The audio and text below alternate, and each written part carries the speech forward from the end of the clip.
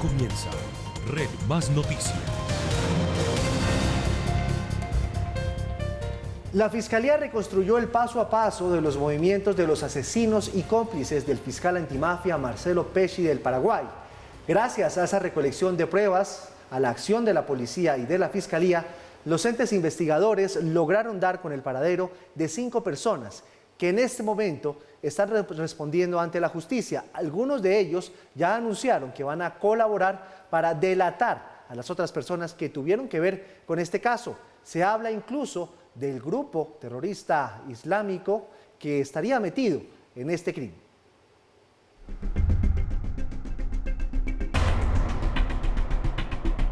No hay crimen perfecto. Ejemplo de ello son la totalidad de pruebas que hoy dio a conocer la Fiscalía sobre cómo se movieron los 5 implicados en el asesinato del fiscal paraguayo Marcelo Pesci desde el primer día que llegaron a Cartagena para hacerle seguimiento al fiscal hasta el día que lo asesinaron en la playa del hotel donde pasaba su luna de miel.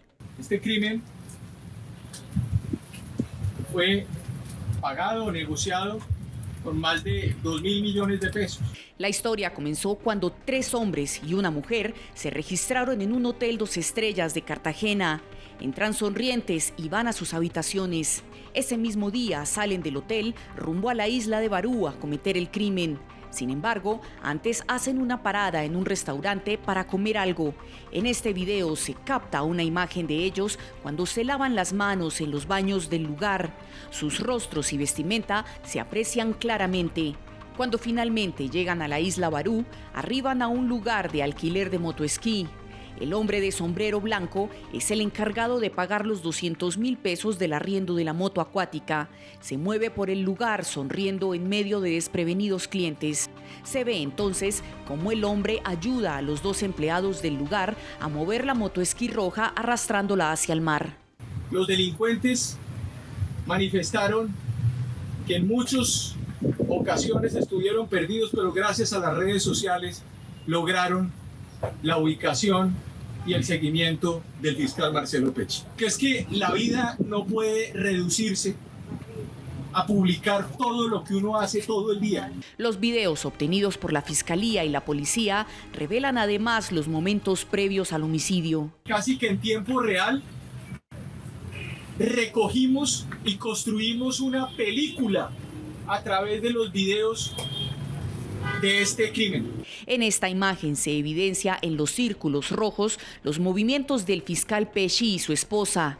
Él, tranquilo caminando por la playa hacia donde ella estaba.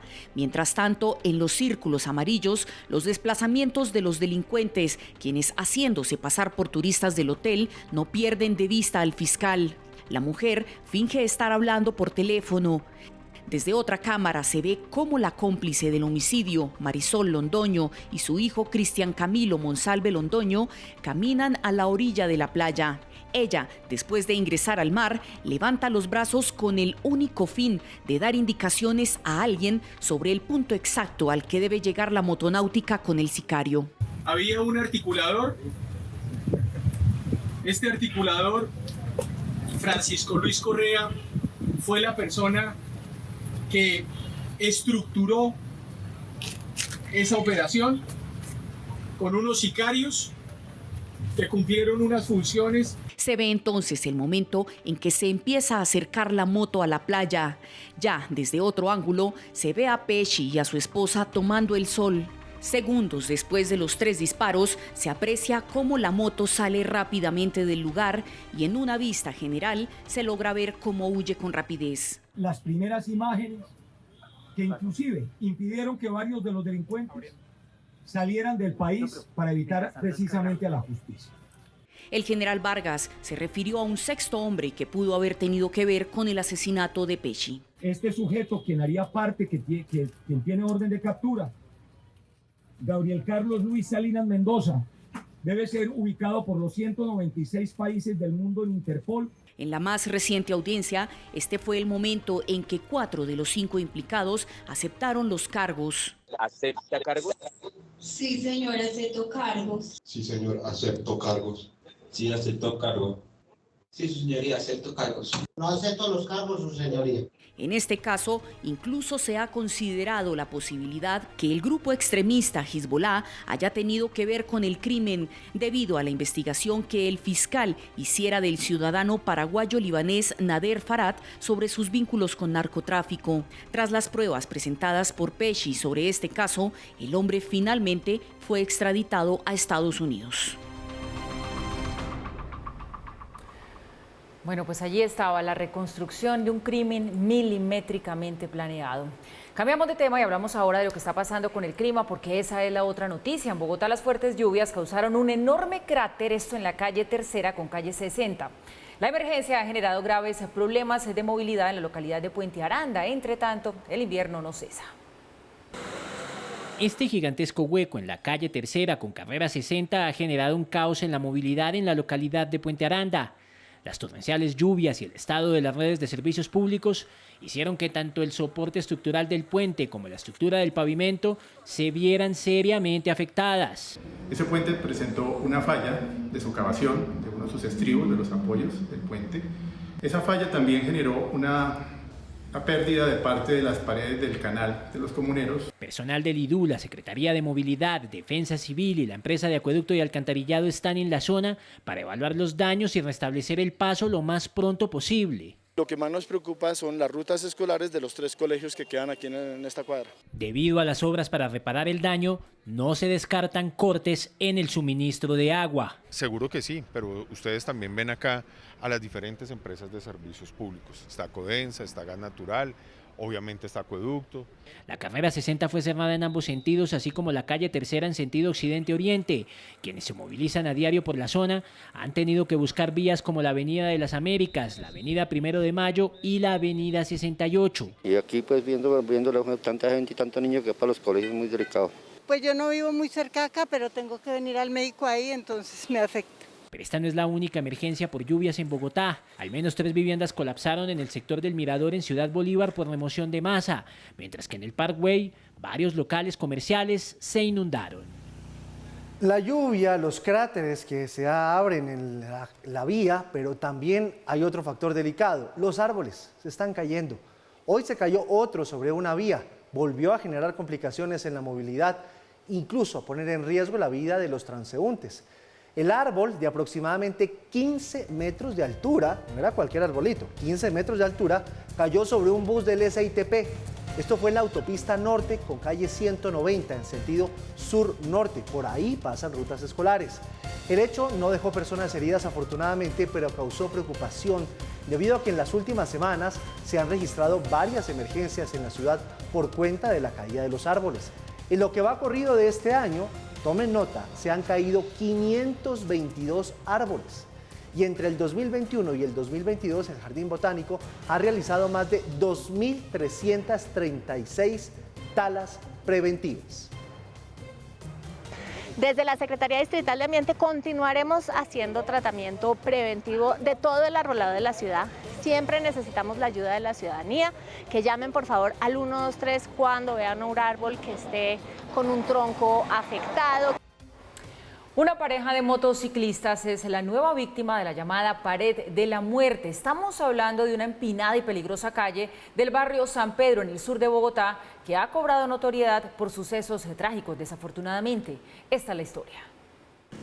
A las 8 de la mañana, una pareja de novios que viajaban en una moto se estrellaron de frente contra este muro. Pues lo que yo escuché es que el muchacho venía sin frenos en la moto, venían los dos, y pues él venía echando pito todo el camino para que la gente no se le atravesara. El conductor tenía 19 años y falleció de forma instantánea. Su acompañante salió volando y cayó en el tejado de la iglesia de Santa María de la Luz. Vi fue los impermeables cuando volaron y la muchacha ya estaba acostada en las tejas y el señor ya está tirado en el piso. Los bomberos trataron de reanimarla en el lugar. Luego fue conducida al Hospital San Blas, donde finalmente murió. El accidente ocurrió en la llamada Pared de la Muerte, es decir, el cruce de la carrera 9C Este con calle 28B Sur, barrio San Pedro. Estamos cansados de pedirle a la alcaldía, al tránsito, a todos que nos apoyen para que esta vía se cierre como bajada y nunca nos han escuchado. La vía ha sido escenario de múltiples accidentes. Yo les pido a ustedes que me colaboren con esto, a ver qué acciones tomamos con esa vía, porque realmente es un peligro inminente y hoy lo acabamos de ver, la muerte de 2 personas trágicamente por eso.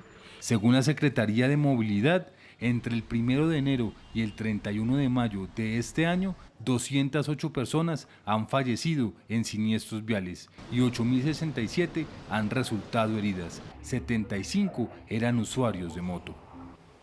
Al menos 15 locales comerciales resultaron afectados por un voraz incendio en el centro histórico de Chía. 9 de ellos quedaron en pérdida total.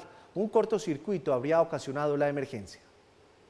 Una grave emergencia se registró en el centro histórico de Chía, luego de que un incendio se propagara por varias viviendas de dicho sector. Al lugar llegaron los bomberos voluntarios de Chía, el cuerpo de bomberos de Zipaquirá y agentes de la policía para intentar frenar las llamas que se propagaban con velocidad. A pesar de la lluvia que está cayendo, se va extendiendo de manera rápida.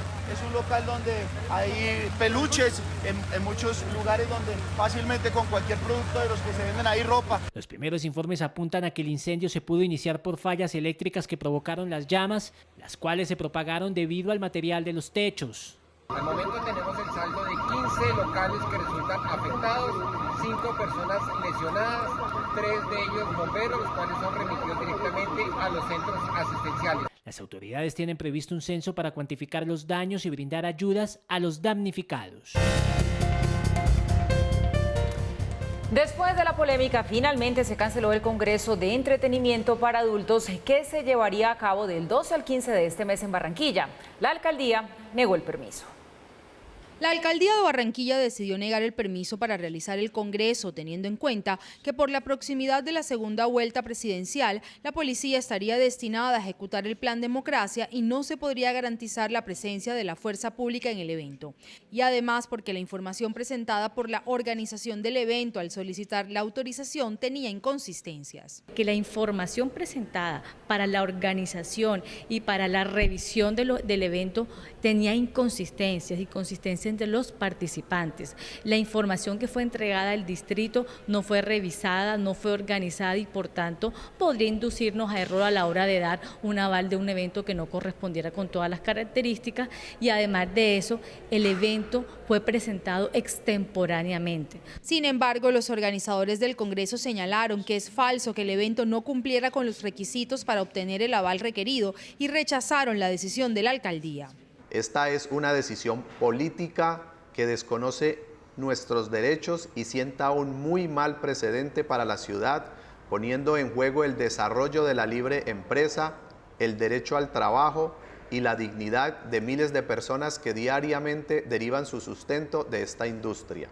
Para la Lexpo, con la medida tomada por las alcaldías de Barranquilla y Cartagena, se está discriminando una industria que genera ventas superiores a los 600 millones de dólares al año, lo que representa más de 80.000 millones de pesos en ingresos para la nación y los entes territoriales por concepto de impuestos. Se tenía estimado que en este congreso participaran cerca de 3.000 personas y se movilizaran más de 18.000 millones de pesos.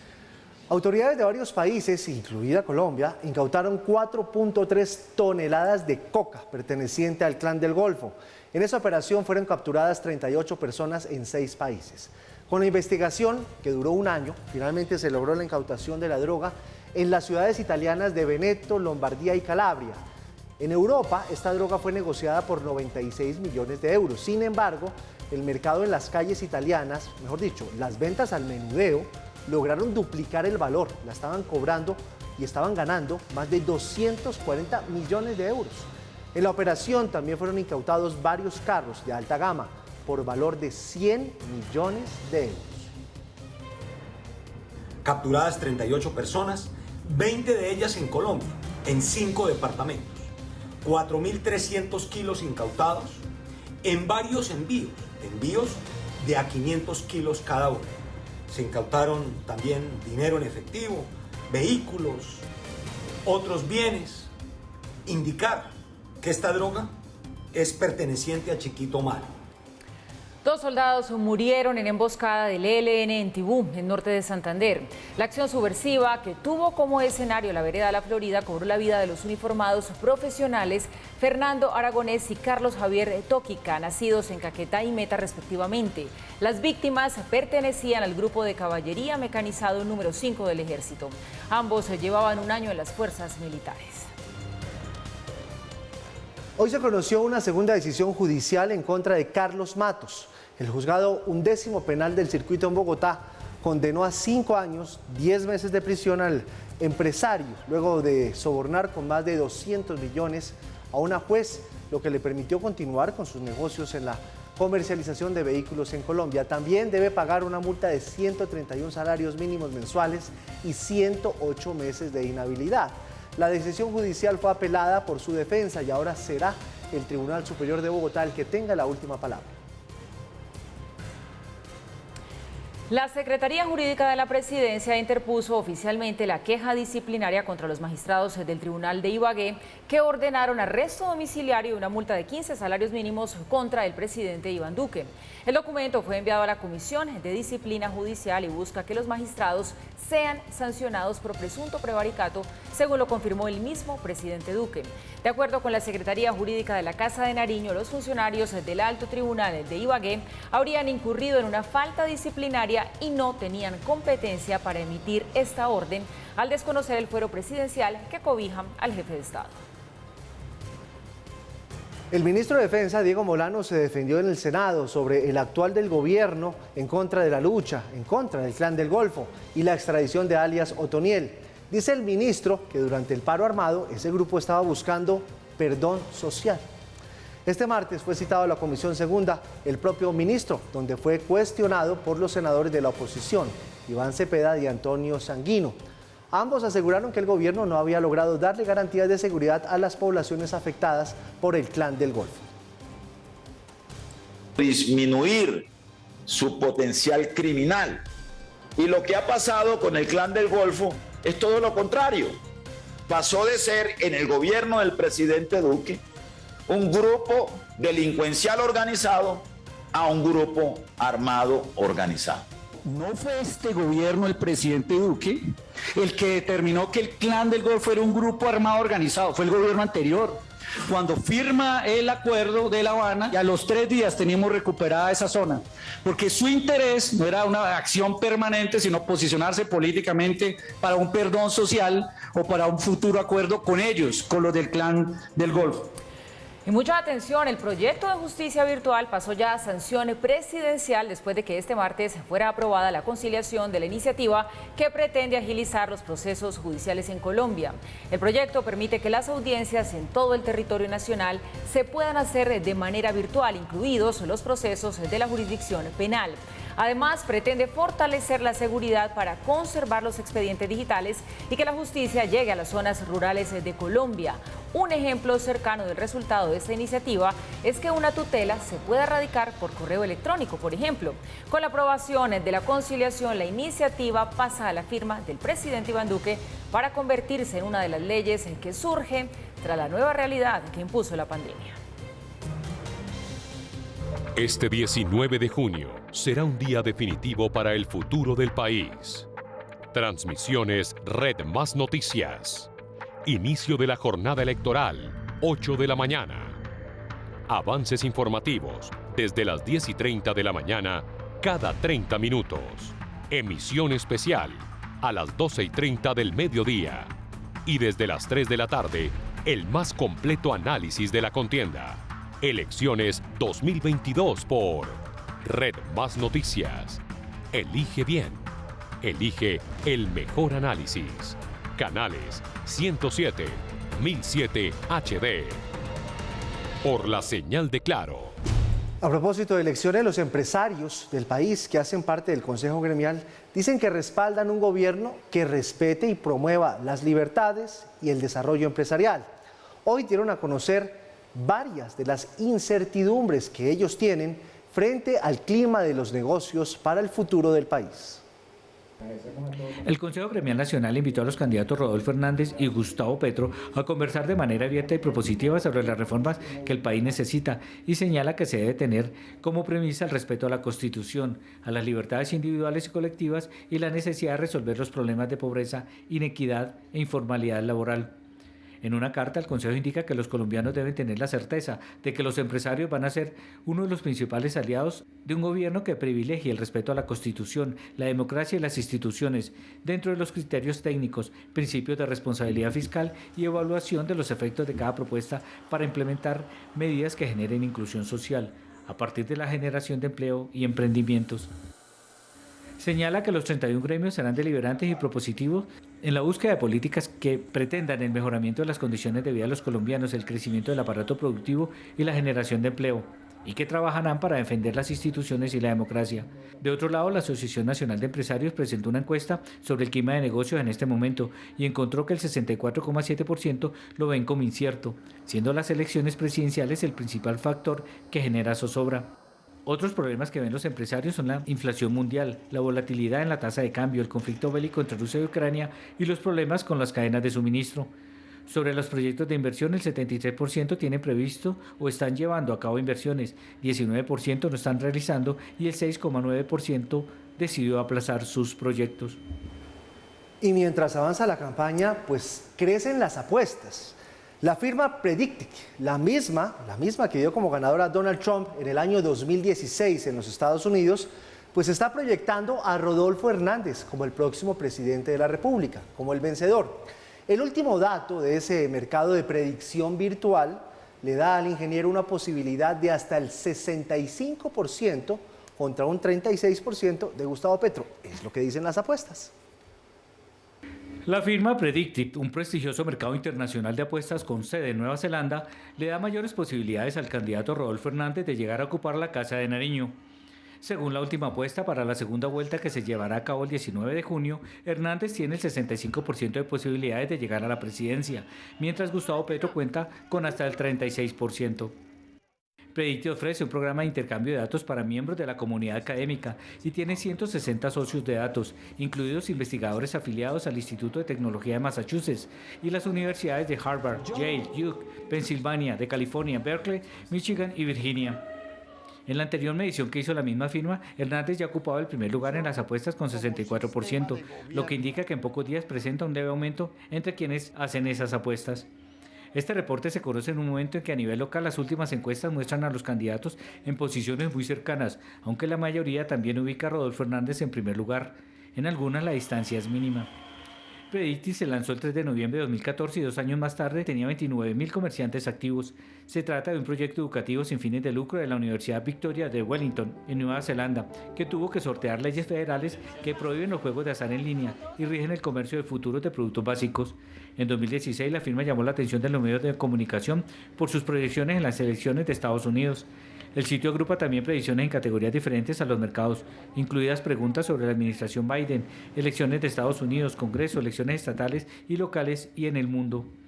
Las preguntas van desde qué partido político ganará ciertas elecciones, qué candidato ganará, cuál será el margen de victoria para el ganador e incluso cuáles serán los resultados de futuras encuestas sobre política real.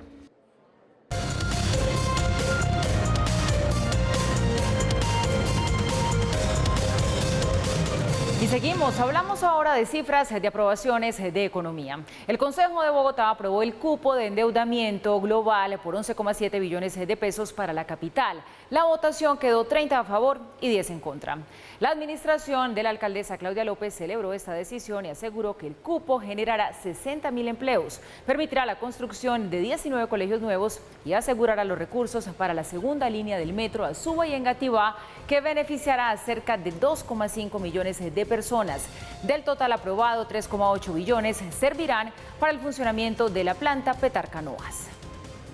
Los proyectos son básicamente en tres áreas. Uno, en educación, ahí están cupos educativos, ahí está infraestructura educativa, incluyendo también las sedes de la Facultad de Artes y de Ciencias de la Salud de la Universidad Distrital.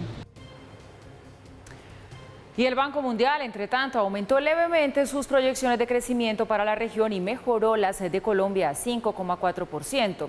Sin embargo, prevé que a partir del 2023 ese buen comportamiento irá más lento. Nuevamente el Banco Mundial aumentó la proyección de crecimiento de la economía colombiana y en su último informe sobre perspectivas globales económicas señala que el país crecerá 5,4% este año. En el anterior, publicado en abril, hablaba de 4,4%. Sin embargo, el organismo cree que el crecimiento se hará más lento a partir de 2023, cuando debería crecer 3,2% y un año más tarde alrededor de 3,3%. Colombia será el segundo país con mayor crecimiento en la región después de Guyana, que crecerá 47,9%. Al analizar la región, el organismo multilateral espera un crecimiento del Producto Interno Bruto de 2,5% este año. Eso significa 0,2 puntos porcentuales más que el que esperaba hace 2 meses. La proyección para la región es inferior al estimado para los mercados emergentes a nivel mundial, que es de 3,4%, promedio impulsado por China y la India, donde esperan un mayor crecimiento. El documento hace referencia al endurecimiento de las condiciones financieras de la región, el debilitamiento de la demanda externa, la inflación y la incertidumbre política de algunos países. Al hacer una proyección para el mundo, el banco ahora espera que crezca 2,9%, cuando en su anterior pronóstico calculaba 3,2%, razón por la cual alertó a los peligros que supone un escenario de inflación elevada y la ralentización de la actividad económica y el riesgo real de una estanflación, es decir, se estanca la economía y aumentan los precios y el desempleo. Y también en las últimas horas ha vuelto a ser noticia Justo y Bueno. La firma privada de servicios profesionales Deloitte anunció que un inversionista tiene interés en salvar a esta compañía, en salvar a Justo y Bueno. El potencial inversionista quiere adquirir el 100% del valor exigido para recuperar la compañía y hacer su relanzamiento. Planea extender el acuerdo por 6 meses adicionales para lograr que la empresa se estabilice. Busca mantener la generación de empleo y normalizar la relación con empleados, proveedores, arrendadores y demás personas afectadas durante el proceso de cierre. El petróleo de referencia Brent se negocia en promedio en $120.81 el barril. La libra café colombiano cerró en Nueva York a $2.32. El índice MSCI Colcap se redujo 1,31% a 1.587 unidades. La tasa representativa del mercado para mañana es de $3.790.88. El euro se negocia en $4.057.81. Las cifras son los 200 productos a los que se les excluyen fletes y seguros en los impuestos aduaneros por 6 meses, con la posibilidad de una prórroga por el mismo tiempo. Se busca mitigar el impacto de la inflación. Incluyen carnes, quesos, cereales y otras materias primas que se necesitan en la producción nacional.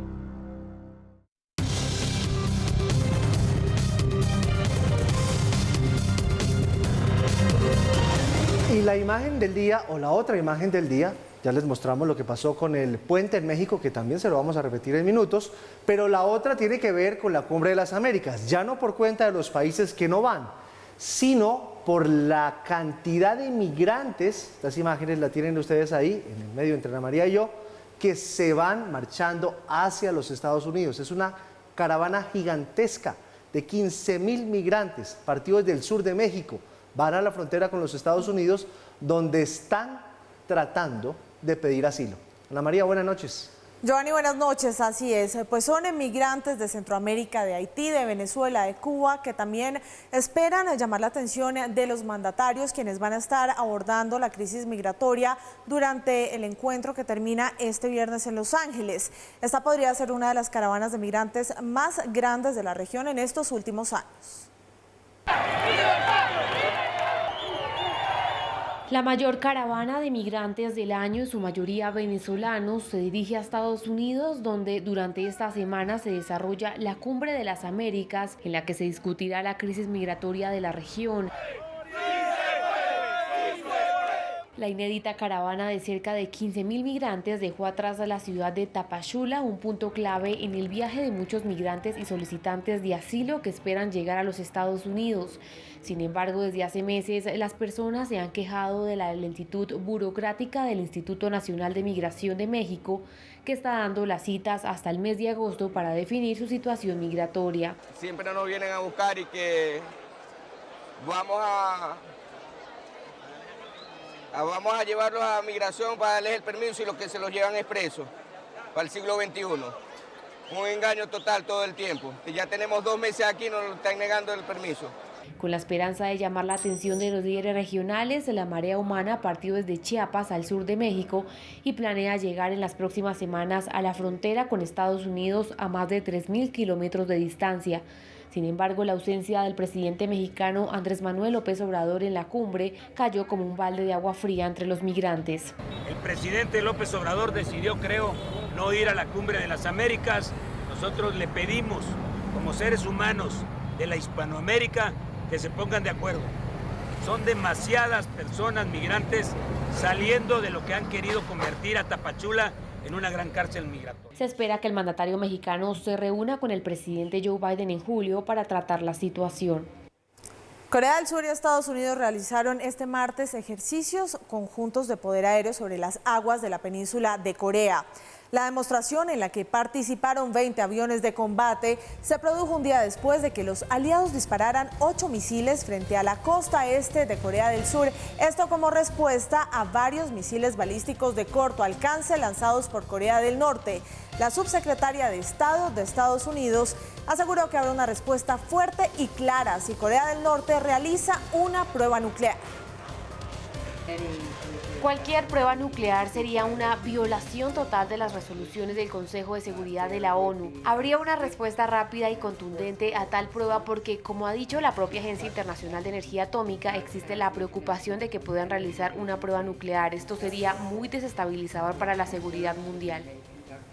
Y al menos 25 personas resultaron heridas tras el colapso de un puente colgante de madera en Cuernavaca, en México. El hecho ocurrió justo cuando las autoridades realizaban el recorrido durante la inauguración de la estructura. El alcalde de Cuernavaca, quien resultó herido junto a su esposa y 5 funcionarios, aseguró que este colapso ocurrió cuando alguien empezó a saltar.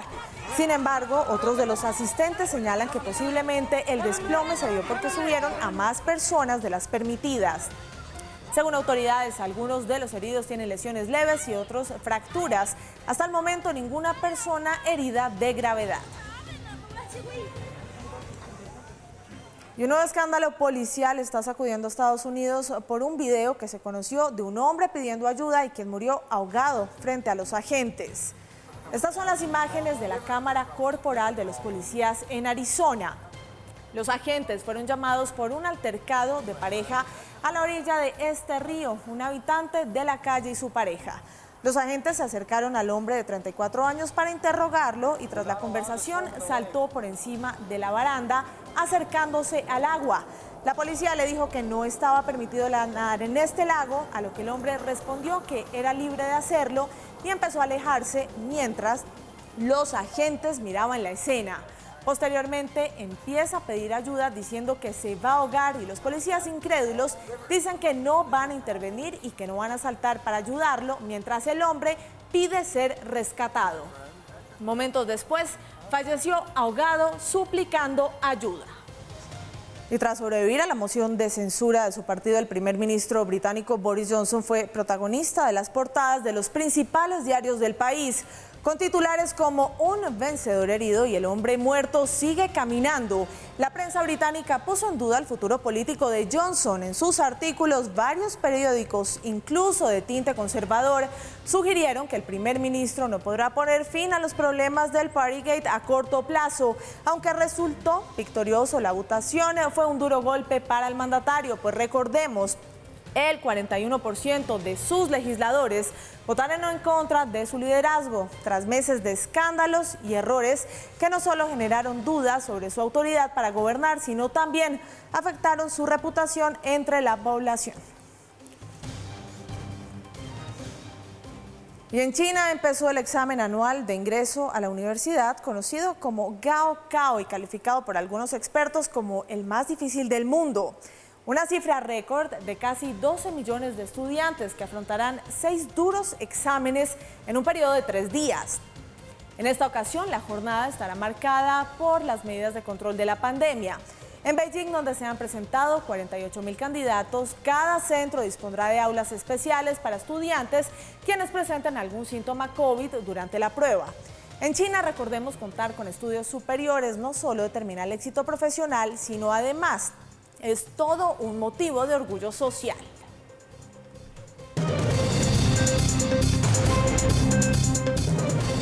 La noticia, funcionarios del CTI de la Fiscalía capturaron al senador del Partido Liberal, Mario Castaño, por su presunta participación en una red de corrupción. Laura Cifuentes, detalles de esta noticia. El congresista es señalado por los delitos de interés indebido en la celebración de contratos y también por peculado de apropiación y concusión. Lo que conocimos es que el senador del Partido Liberal alcanzó a participar en la plenaria que se adelantó este martes en el Senado de la República y justo al terminar, cuando iba saliendo del Congreso y se iba a subir a uno de sus vehículos, pues fue abordado por los agentes del CTI que le informaron que tenían una orden de la Corte Suprema de Justicia que adelanta esta investigación de esta presunta red de corrupción a la que pertenecerían, al parecer, por lo menos 70 personas. El senador está siendo investigado supuestamente por recibir millonarias comisiones de contratos con diferentes entidades públicas. Departamento de Caldas, ¿cuál?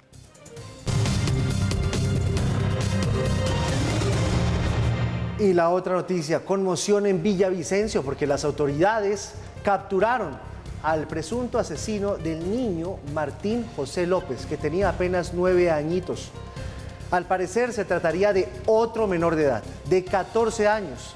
Todo por cuenta de una disputa entre los dos niños por un videojuego. Terminó en una riña y en la muerte del niño de 9 años. El niño agresor es de una familia migrante venezolana y ya está en custodia de la policía. En consternación están los habitantes del barrio San Antonio en Villavicencio por la muerte de Martín José López Jiménez, un menor de 9 años quien había desaparecido desde el 5 de junio y fue hallado sin vida al día siguiente. Y desafortunadamente a eso de las 8:30 de la mañana se tiene conocimiento del hallazgo del cuerpo sin vida de este niño. La Alcaldía Municipal de Villavicencio, a través de un Consejo de Seguridad, ofreció hasta 30 millones de pago de recompensa por quien aporte información que nos permita el esclarecimiento de este hecho. Al parecer, este hecho ocurrió por una riña entre menores de edad, por lo que en el caso se culpa, según las autoridades, a un niño de 15 años de ciudadanía venezolana, quien ya se encuentra en custodia con el Instituto Colombiano del Bienestar Familiar. Lo que yo le pido a las autoridades es justicia, porque eso es un crimen atroz, que eso no puede suceder ni en Villavicencio, ni en ninguna parte del mundo ni del país. Y pues que cojan lo que tengan que agarrar a los principales responsables, y si hay más de los que ya han agarrado, pues que también caiga y que le caiga todo el peso de la ley. Fue puesto en custodia un menor presuntamente implicado en los hechos, y bajo esa condición podemos decir que va en muy buen proceso y en muy buena ruta pues todo lo que nosotros conocemos alrededor de este caso. Por ahora los familiares esperan el día de mañana trasladar el cuerpo del menor hasta el municipio de Algarrobo, Magdalena, donde se encuentra la familia materna, y darle santa sepultura. Mientras tanto, las autoridades siguen investigando las causas de los hechos. Muy lamentable este hecho, la muerte de este menor de solo 9 años, aparentemente, presuntamente, a manos de este otro menor de 14 años, hijo de migrantes venezolanos. Las autoridades siguieron el caso de domingo a lunes. El domingo por la tarde se declaró como desaparecido, fue notificado como desaparecido el niño. En el día lunes fueron a buscar qué era lo que había hecho las autoridades, qué era lo que había hecho el niño en las últimas horas antes de ser declarado como desaparecido. Había estado jugando con este muchacho.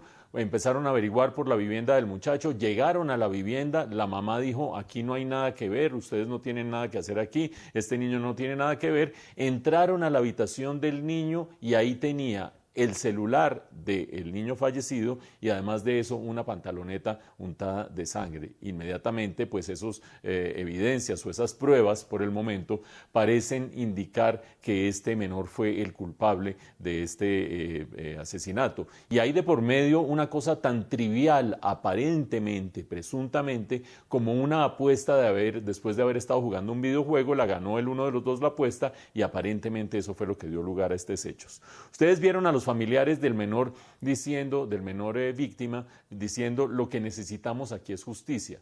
Pues es crítico aquí saber exactamente cuál es la edad del presunto victimario. ¿Por qué?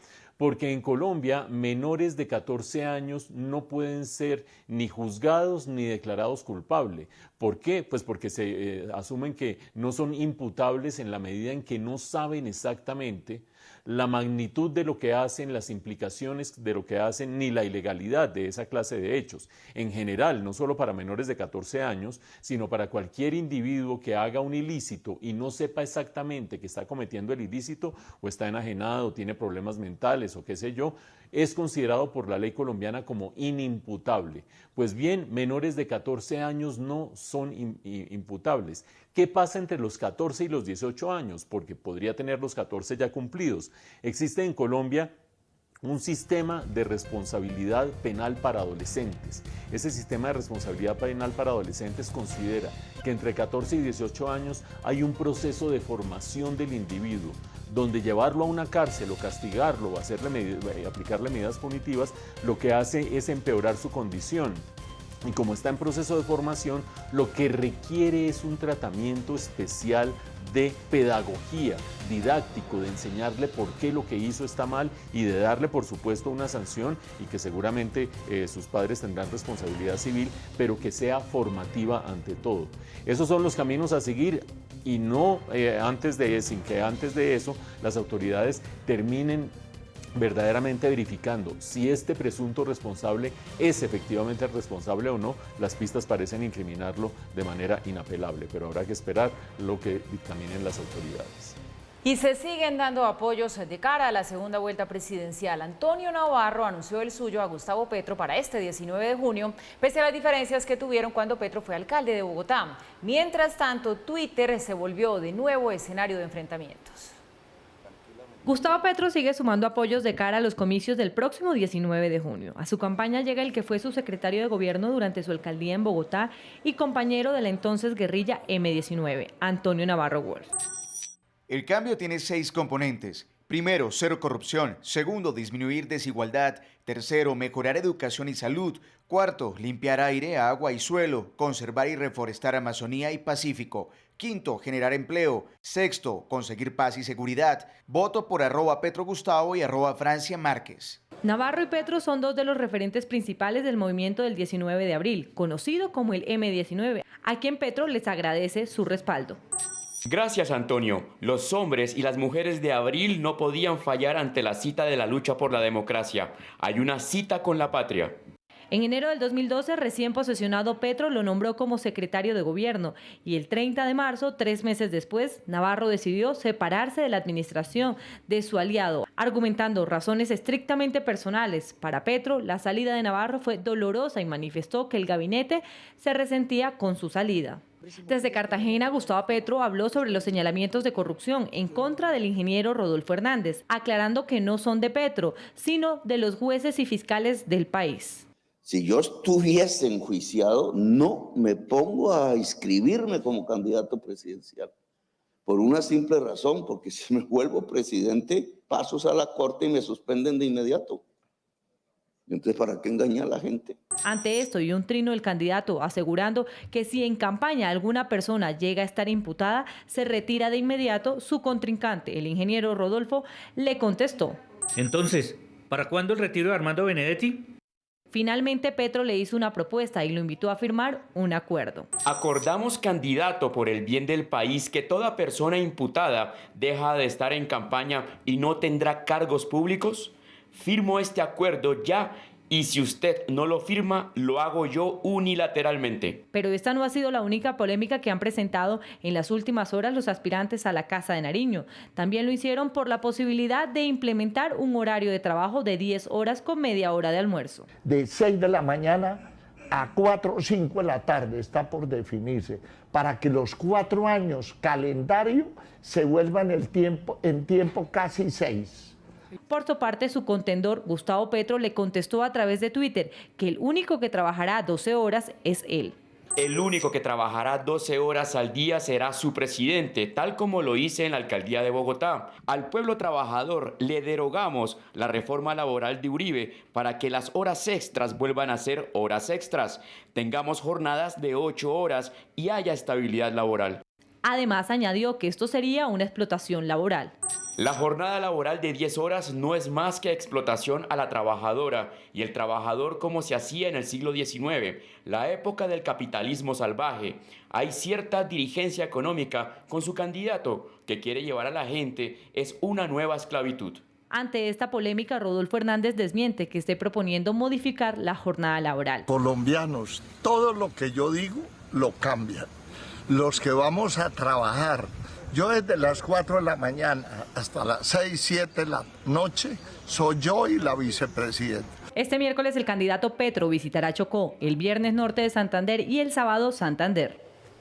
Vamos para la otra campaña. El candidato Rodolfo Hernández visitó el departamento de Vichada para darle las gracias a los habitantes de esa zona del país por su apoyo en la primera vuelta.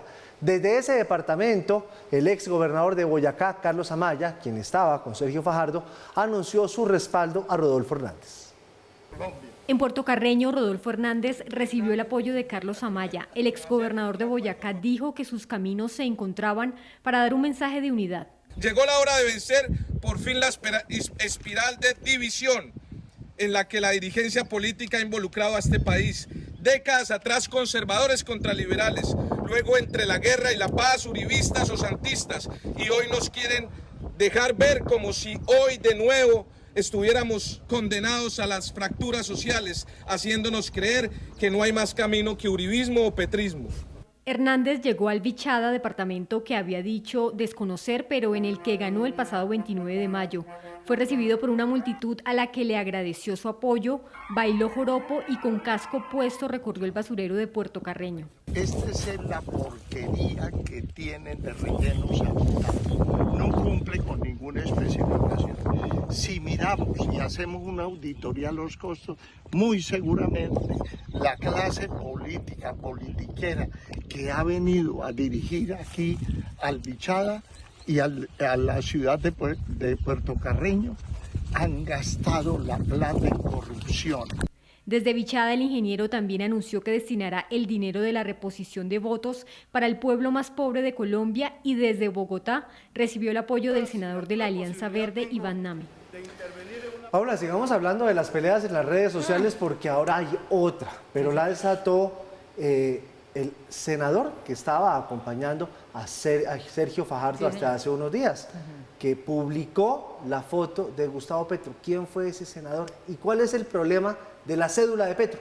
A ver, Jorge Enrique Robledo fue el encargado de mover todo este avispero por cuenta de dónde nació realmente Gustavo Petro, porque usted sabe que él ha hecho campaña basándose mucho en decir que él es un orgulloso hijo de Ciénaga de Oro. Él dice que nació allá, en la costa. No, señor, es de Zipaquirá, nació en Zipaquirá. Ya esto pues está comprobado a través de su registro de nacimiento. Y la otra polémica pues también tiene que ver con un video que empezaron a mover desde el Pacto Histórico, ahora que el Nuevo Liberalismo ha anunciado su apoyo al ingeniero Rodolfo Hernández, y se trata de un video viejo cuando pues ellos se reúnen con los hermanos Galán, se reúne el ingeniero con los hermanos Galán y después hace unos comentarios acerca de ellos, pero mejor miren todo lo que se ha movido en las últimas horas en redes sociales en materia política. El candidato Gustavo Petro nació en Ciénaga de Oro, Córdoba, o en Zipaquirá, Cundinamarca. Esa fue la pregunta que dejó planteada el senador Jorge Enrique Robledo con este video que publicó en su cuenta de Twitter. Yo nací el 19 de abril de 1960 en Zipaquirá. Pero desde la campaña de Gustavo Petro sostienen que el senador nació en el municipio cordobés y que fue registrado en Zipaquirá. Incluso en diferentes manifestaciones públicas en la costa, Petro habla de Ciénaga como su tierra natal. Aquí en mi pueblo, Ciénaga de Oro, y a puertas que Córdoba tenga el primer presidente de la República de su historia.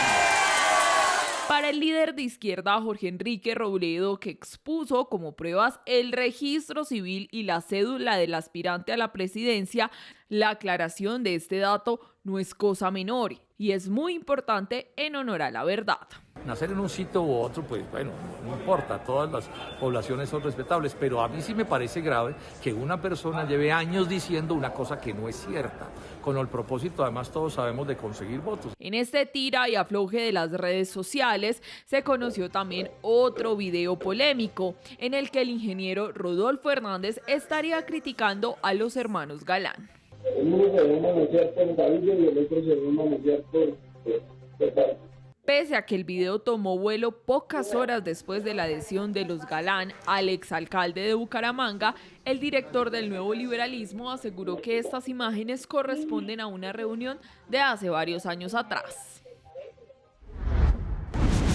Seguimos hablando de política porque tal vez uno de los anuncios que más ha sonado en las últimas 24 horas es el apoyo del Nuevo Liberalismo a Rodolfo Hernández.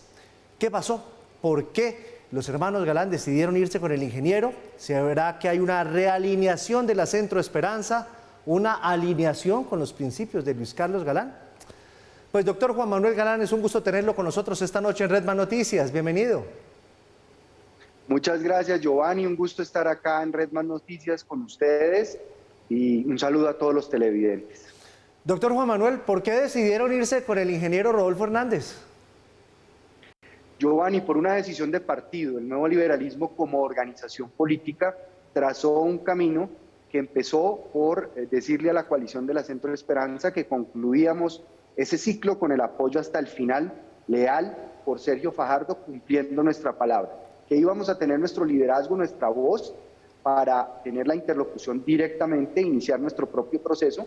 Consultamos a todos los sectores del partido, a la militancia, a las bases, a los comités departamentales, los excandidatos al Congreso, los representantes a la Cámara electos, a los jóvenes, al Consejo Nacional del Nuevo Liberalismo, y decidimos conversar con ambos candidatos, escucharlos sobre 5 puntos fundamentales que hicieron parte de nuestro proyecto de gobierno del Nuevo Liberalismo para que fueran considerados por parte de los dos candidatos. Ambos tuvieron la oportunidad de analizarlos y después de haber valorado el resultado de esas conversaciones, consideramos que Rodolfo Hernández representa realmente el espíritu del centro político en Colombia, que no quiere el continuismo de Uribe, pero que tampoco quiere el cambio que ofrece Gustavo Petro.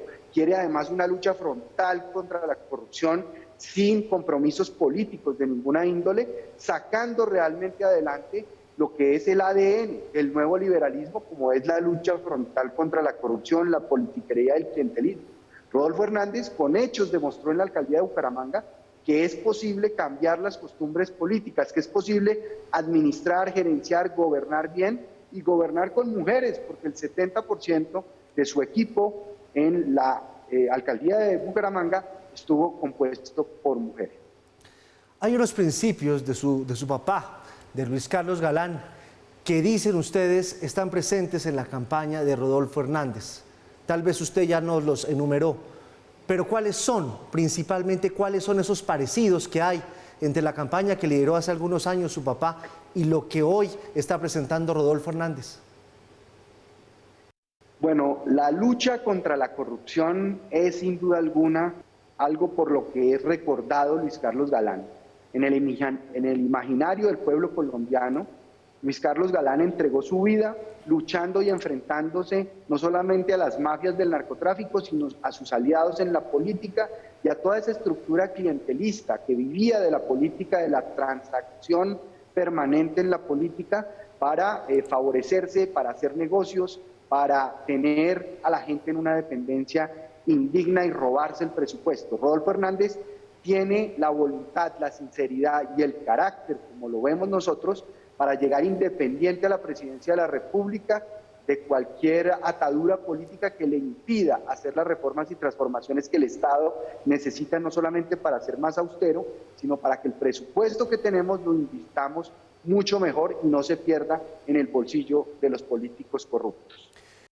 ¿Es esta una realineación de la Centro Esperanza? Se lo pregunto porque ustedes lo intentaron, usted fue leal hasta el último minuto con Sergio Fajardo, pero pues no cuajó. Con Rodolfo Hernández, ¿usted cree que se pueda dar una realineación de esos principios básicos que tenían en el centro?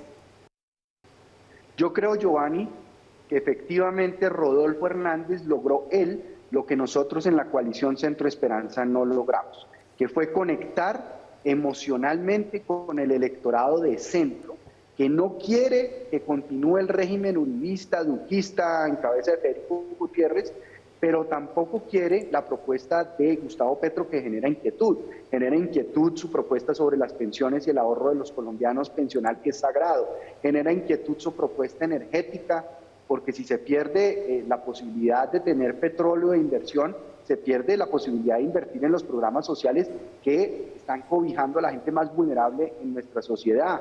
También me preocupa mucho todo ese discurso que él tiene en relación a ser él el que tiene la razón, que no puede trabajar en equipo, que no puede gestionar, administrar, gerenciar, como lo demostró en Bogotá. Y en el caso de Rodolfo Hernández se ha dicho también algo muy injusto, Giovanni, y es que Rodolfo Hernández estaría en contra del medio ambiente, cuando yo lo vi liderando la causa de la defensa del páramo de Santurbán y del agua contra la explotación minera en páramos. Eso fue una lucha permanente de Rodolfo Hernández. Entonces me parece que las causas liberales que él impulsa, por ejemplo, la legalización de la marihuana de uso adulto, el nuevo liberalismo va a proponer un proyecto de ley el próximo 20 de julio en ese sentido. Todo lo que tiene que ver con apoyar la inclusión de las mujeres, presentó un programa de 10 puntos para las mujeres, todo lo que tiene que ver con el proceso de paz y el cumplimiento de los acuerdos. Son muchos temas que tienen una clara identidad con las ideas liberales que el nuevo liberalismo defiende y con la tradición también del nuevo liberalismo de enfrentar la corrupción. Doctor Juan Manuel, usted sabe que en las campañas políticas se sacan muchas cosas y sobre todo en estas últimas 2 semanas, pues ¿qué no se han sacado? Y le pregunto puntualmente por un video que le sacaron de la campaña de Petro, en donde aparece el doctor Rodolfo Hernández no hablando muy bien de usted y de su hermano. ¿De cuándo es ese video? ¿Es nuevo? ¿Es viejo? Es un video, Giovanni, muy antiguo, es un video que tiene por lo menos 5 años. Cuando Rodolfo Hernández era alcalde de Bucaramanga, yo lo fui a visitar varias veces para hablarle de una idea que teníamos de recuperar la casa natal de Luis Carlos Galán en Bucaramanga para que se convirtiera en un símbolo histórico, patrimonio cultural de la ciudad y sirviera como museo audiovisual de Luis Carlos Galán, que fue la idea que propuso el propio Rodolfo Hernández. Entonces nos reunimos varias veces en la alcaldía y en alguna de esas reuniones pues filmaron ese video a hurtadillas, a escondidas, en donde pues hacen ellos unos comentarios, pero realmente si uno se pusiera, Giovanni, a estar pendiente de todos los comentarios que se hacen, viviría amargado, viviría frustrado. Pues hace poco el mismo Jorge Enrique Robledo nos dijo, prefiero decir no la palabra, pero nos dijo como nos dijo a los hermanos Galán por haber decidido tener una lista propia al Congreso. Y eso lo superamos rápidamente y avanzamos, porque no nos podemos quedar en rencillas personales, en peleas personales que no conducen a nada bueno en lo que necesita Colombia como soluciones para sus problemas. Lo noto muy firme, doctor Juan Manuel, y por eso le hago la siguiente pregunta. Ya esta elección se sabe 10 días, se sabe quién es el próximo presidente. ¿Juan Manuel Galán se va a meter otra vez en la pelea presidencial en 4 años? Pues un año, como dicen, Giovanni, en política es una eternidad. ¿Sí? 4 son 4 eternidades. Pueden pasar muchísimas cosas de aquí al año 2026, pero lo que queremos es trabajar en construir una propuesta para el 2023 en las elecciones locales y regionales, tener candidatos a todos los consejos municipales, a las alcaldías, a las gobernaciones, a las asambleas y renovar la política desde la base, desde el territorio. Ese es nuestro proyecto a corto plazo, Giovanni. Pues doctor Juan Manuel Galán, me da mucho gusto saludarlo. Gracias por estar con nosotros esta noche en Red Más Noticias. Buenas noches. Muchas gracias, Giovanni. Buenas noches y saludos a todos los televidentes. Pues es Juan Manuel Galán del Nuevo Liberalismo, más vivos que nunca. Ya anunciaron firmemente su apoyo para esta campaña presidencial. Ya regresamos. La lupa en Red Más.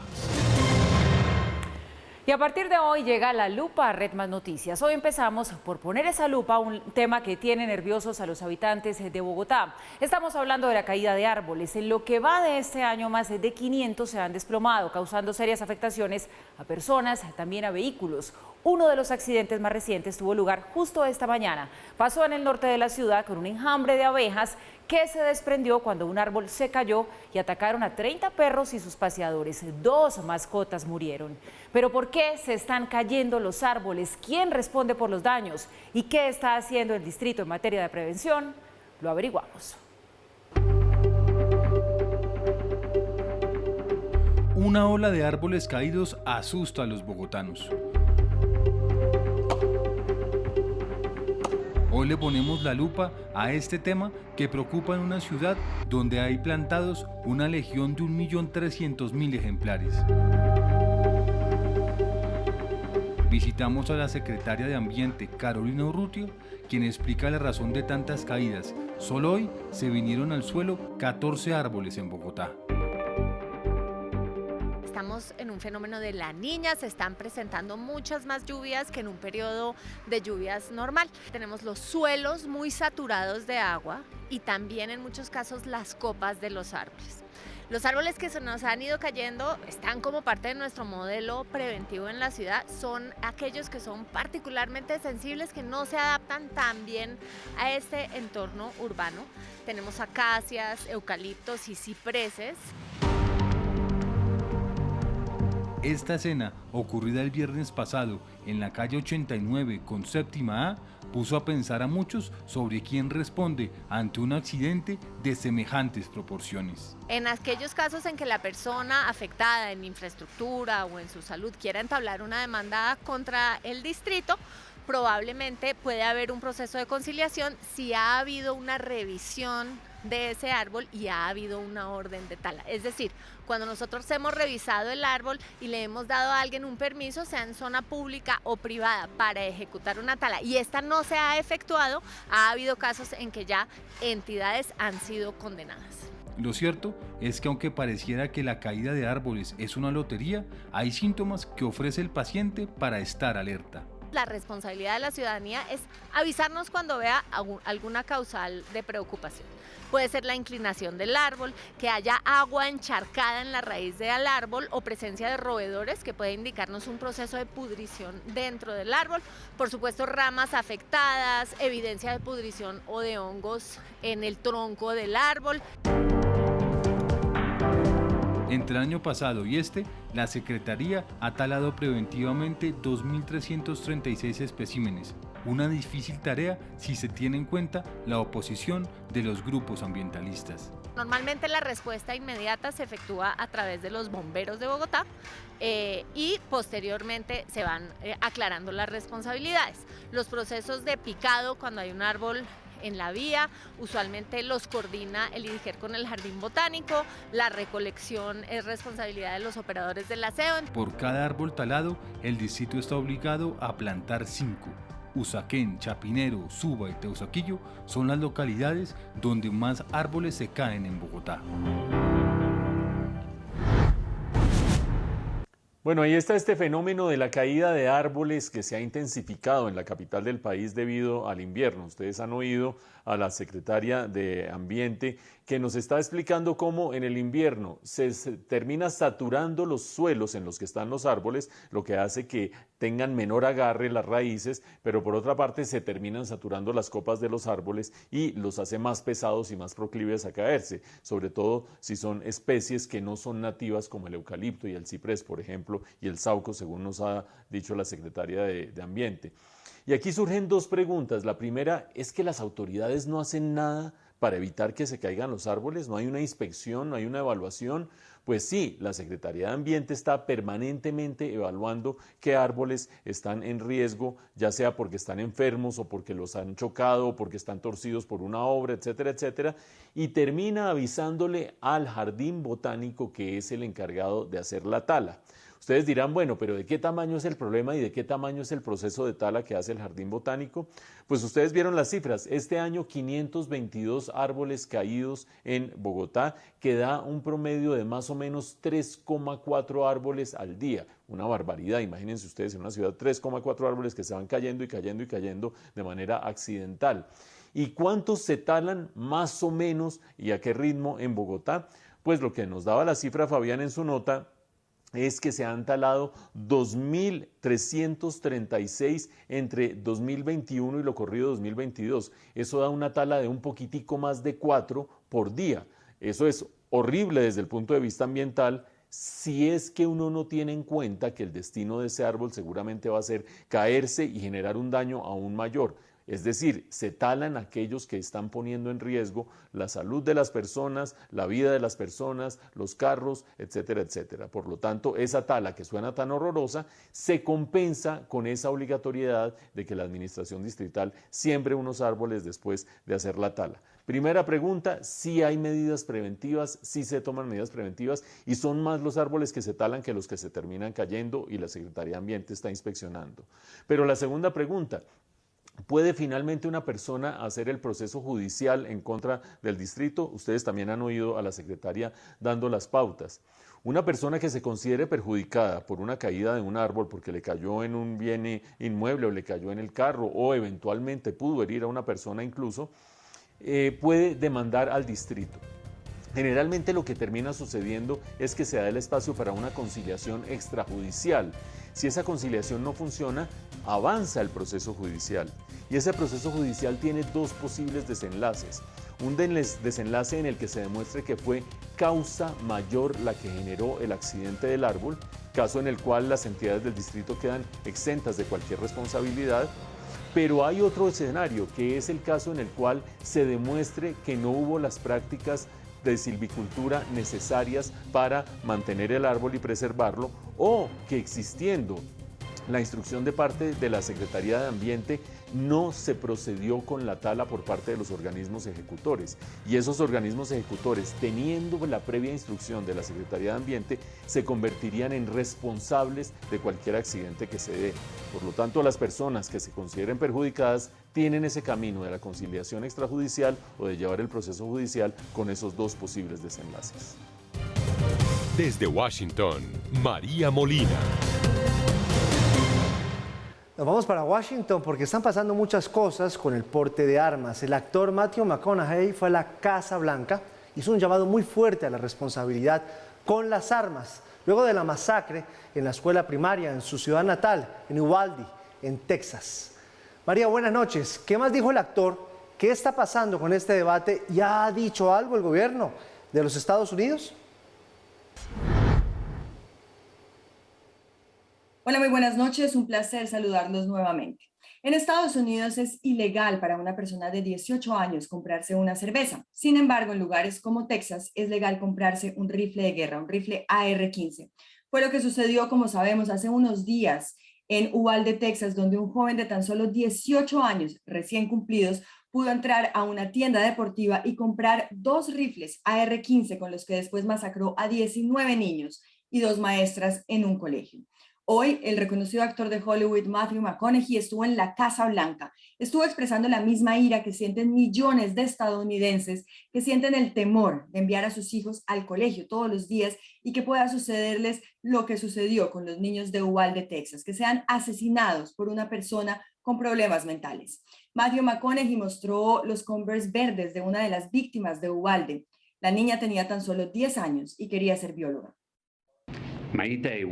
Maite usaba Converse verdes con un corazón que había dibujado a mano en el dedo del pie derecho que representaba el amor que tenía por la naturaleza. Mila tiene esos zapatos. ¿Puedes mostrar estos zapatos, por favor? Usaba estos zapatos todos los días. Converse verdes con un corazón verde en el dedo derecho. Estos son los únicos Converse verdes en sus pies que resultaron ser la única clara evidencia que pudo identificarla en el tiroteo.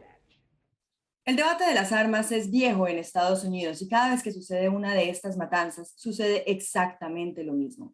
La sociedad llora, los medios de comunicación hacen un despliegue impresionante y un cubrimiento. Los republicanos y los demócratas lo debaten en el Congreso. Hablan los políticos, sale la sociedad a rechazar todo lo que está sucediendo, se piden oraciones, hay marchas y al final no pasa nada. Siempre gana el lobby de las armas, que es el más importante y más potente en Estados Unidos y que además financia las campañas de decenas de políticos en el Congreso y de campañas hasta presidenciales. Pues hoy aquí en Washington el debate va un poquito más allá. Tiene que ver con la edad a la que se pueden conseguir esas armas. Hoy en día es 18 años y algunos claman con que por lo menos pueda ser a los 21. En algunos estados incluso se puede conseguir legalmente un arma a los 16. Quienes defienden el derecho a portar las armas se amparan en la segunda enmienda, esa enmienda de la Constitución que dice que los ciudadanos en Estados Unidos tienen derecho a la defensa. Y pues hoy en día es bien diferente la cantidad de armas que se pueden conseguir en comparación con las que se podían conseguir en el momento en el que se creó esta segunda enmienda. Hoy es un derecho individual inalienable, tan importante como la libertad de expresión o la libertad de prensa. Lo cierto es que mientras se discute esto, los padres en Estados Unidos siguen con el temor de que esto pueda llegar a pasar otra vez. No sabemos si la edad pueda influir y si quizás ese asesino de Texas hubiese podido cambiar de opinión en 2 años. Lo que sí sabemos es que si esa edad fuera diferente, por lo menos esa masacre de Uvalde, Texas, no habría sucedido ese día, en donde murieron 19 niños y 2 profesoras. Es toda la información, regreso con ustedes, nos vemos mañana, muy buenas noches. María, gracias. Ahí está pues el eterno debate del acceso a las armas en los Estados Unidos. Y entre tanto hay tensión en el Vaticano, aumentan los rumores sobre una posible dimisión del Papa Francisco por problemas de salud. Versiones que tomaron fuerza con el anuncio de su visita a la ciudad de L'Aquila en agosto para la creación de 21 nuevos cardenales, entre los que se dice podría estar su eventual sucesor. Esta imagen del Papa Francisco en silla de ruedas aumentó la preocupación y las alertas sobre la salud del pontífice de 85 años, quien además varias veces tuvo que cancelar eventos de su agenda por el dolor en su rodilla izquierda. Su salud se ha deteriorado desde hace 2 años, además de sus problemas de ciática, tuvo complicaciones de estómago que lo llevaron a la extracción de una parte del colon. Rumores que han cobrado fuerza después de que se anunciara un consistorio para el próximo 27 de agosto en la ciudad de L'Aquila y que ha sido considerado como una pista sobre su supuesta intención de renunciar. En el evento serán nombrados 21 nuevos cardenales, de los cuales 16 tendrán menos de 80 años y cumplirían con todos los requisitos para ser su sucesor. En junio estaba programada la visita del Papa al Líbano, que fue cancelada por problemas de salud.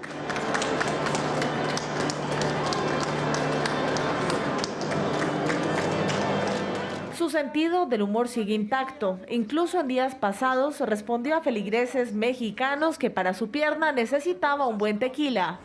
Necesito ver la pierna. De tequila. Mexicanos, así que... Si un día vamos a Santa Marta, te llevamos una botellita. Gracias, Santo Padre. Su alegría y jovialidad lo han llevado a responder como en meses pasados, cuando calificó sus problemas de salud como algo temporal que solo le ocurre a la gente mayor. Tras la renuncia del entonces pontífice Benedicto XVI, el 13 de marzo de 2013, el mundo vio el humo blanco en la plaza de San Pedro, que anunciaba la llegada del primer papa latinoamericano, el Papa Francisco.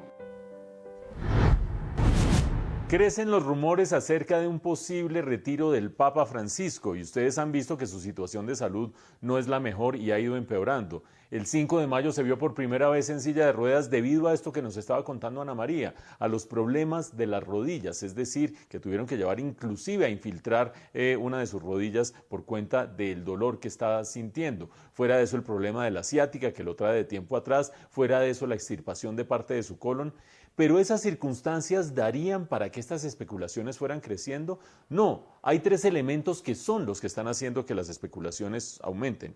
Una que es puramente simbólica, la visita a la ciudad de L'Aquila. Esa visita a esa ciudad de L'Aquila es clave, que va a ser en el mes de agosto, porque en L'Aquila es la ciudad donde el Papa Constantino II fue antes de retirarse, fue allá para retirarse. Y esto pues data de hace 800, 900 años, pero en todo caso las visitas de los pontífices a L'Aquila tienen ese sentido simbólico y todo el mundo tiene los ojos puestos. Segundo, acto seguido de esa visita, se va a hacer este nombramiento que nos decían en la nota de una serie de cardenales, de los cuales de 21 cardenales nuevos que se nombran, 16 tienen capacidad de voto en un potencial cónclave porque son mayores de 80 años. Estaría preparando allí la votación para ver qué es lo que va a suceder, pero definitivamente lo que tiene a la gente comentando mucho es la promulgación de la nueva Constitución Apostólica que se hizo en tiempo récord. Se promulgó en el mes de marzo y se está aplicando ya en junio.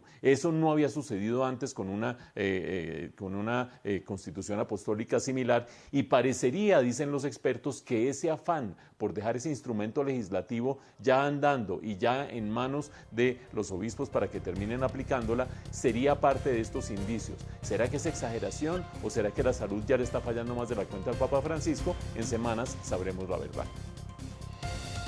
Hasta aquí esta emisión de Red Más Noticias. Paula, ¿usted es buena para trasnochar?